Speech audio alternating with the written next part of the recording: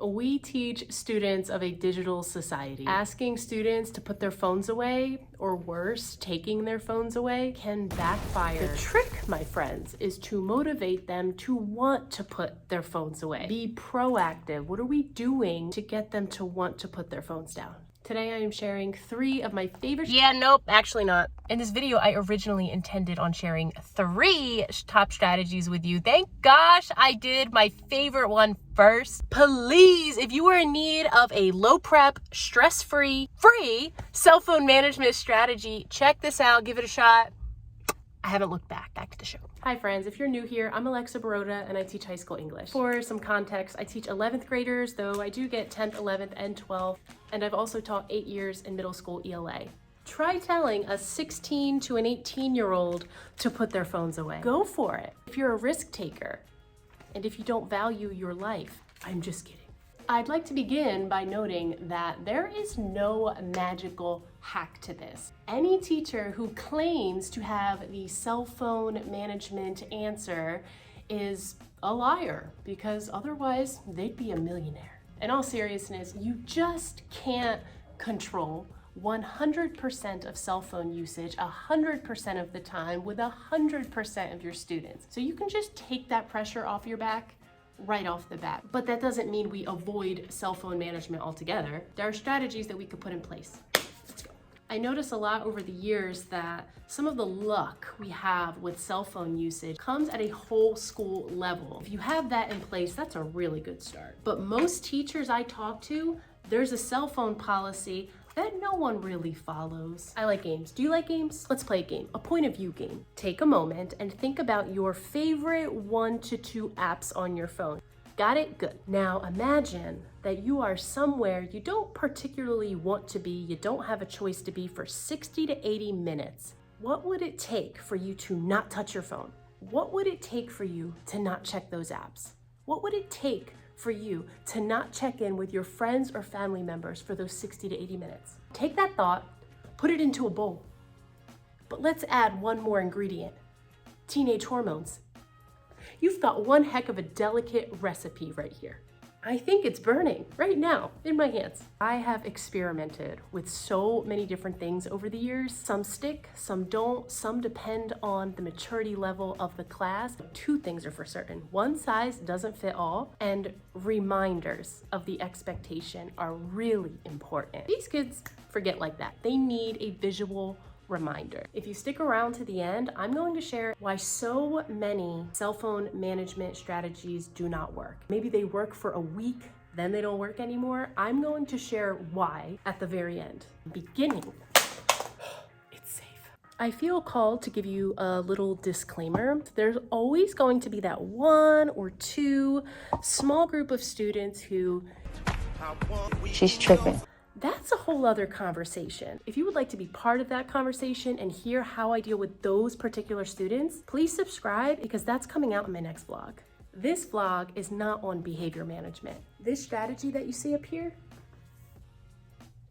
I have been doing this since September, October of this year, and I haven't looked back. I have not even given any strategy that I've used in the past any thought. I don't need anything. I don't need a bin. I don't need a pocket chart. You do need a marker. This is a free time minutes system that I completely made up. If you follow me on Instagram, you might recall a story when I put this up for the first time, and I said I would try it for 30 days, and I said I would give you an update. Here's the update. What this is an opportunity for students to earn 20 completely free minutes of free time on a Friday. They can play games. I've got, Jenga, Connect 4, I have Uno, they love Uno. The only way that they can earn these 20 minutes is through not using their cell phone at certain times in class. Block 1, 20 minutes on Monday. Block 2, 20 minutes on Monday. Block 3, 20 minutes on Monday. I purposely reveal each class's points because students are nosy, and it's a little bit of entertainment to know how they fall in comparison to other classes. The rule is you are not allowed to touch your phone. It shouldn't even be out during lesson time, during partner talk, basically the first half of class. Let's say I see a student on their phone and I want to make an example out of them, okay? They shouldn't be on their phone. I know that they are straight up just doing something unrelated to class. So I'll just come over, just /16. So that means the maximum amount of free time minutes they're going to get on a Friday is 16.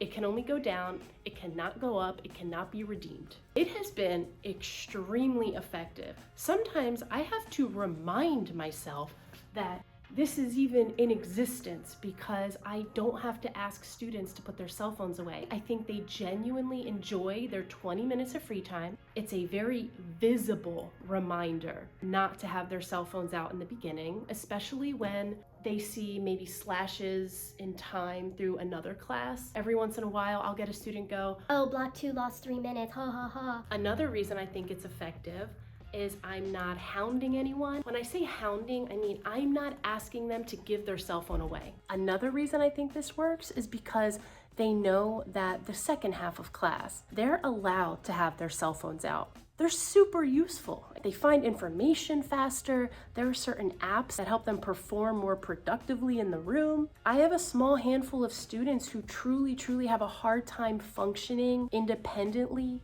without their phones. They need something to hear. My ELL students might rely a little bit on some of the translation tools. I don't want to take any of that away from them, and I don't want to argue about it either. They know that the second half of class, if they're on their phone, that's not going to impact the whole class free minute time on Friday, but you know what that will directly impact, and they know it too.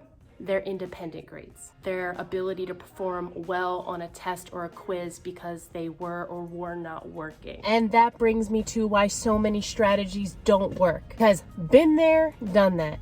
A lot of teachers, including myself at one point, have this idea that we can take, I don't know, a pocket chart. I have a red pocket chart that now lives in my house because it was useless in my classroom. I thought it would be great for cell phones. It was for a short-lived period of time. You know those shoe racks that go on the back of your door? I've seen teachers take those shoe racks, place numbers in the shoe racks, assign students numbers. Those ideas sound good on paper, or they work out well in the beginning. But come on, be realistic. What student every single day is going to give up their cell phone and put it in there and just watch it sit there for 60 to 80 minutes? No, you're going to exhaust yourself as a teacher. I urge you, especially if you're a new teacher, it looks great, but it doesn't work. You're going to spend money, you're going to invest your time, effort, and you're going to waste space in your classroom. Try to avoid putting yourself in situations where you're taking cell phones away. Focus on creating an environment where cell phones are accepted and okay, and you're more so trying to be helpful in teaching students to discern when it's okay to use phones and when it's not, and teaching them self-discipline. Focus on that. I always say, lean in, don't pull back out of fear. Lean in to the inevitable, and that is technology is here. It's not going anywhere. We need to work with it, not fight against it. See you next time, folks.